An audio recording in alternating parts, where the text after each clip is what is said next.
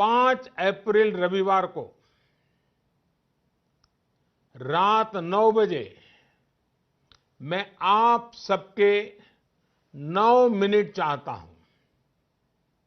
इस अंधकारमय कोरोना संकट को पराजित करने के लिए हमें प्रकाश के तेज को चारों दिशाओं में फैलाना है।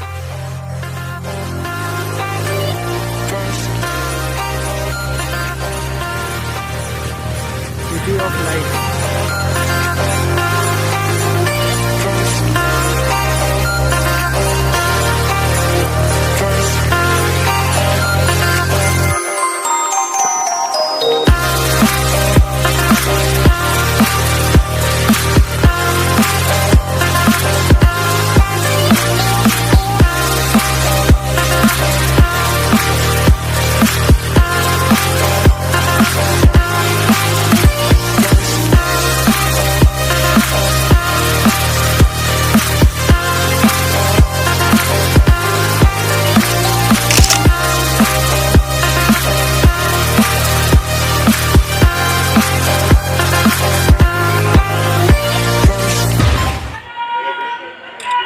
Yeah!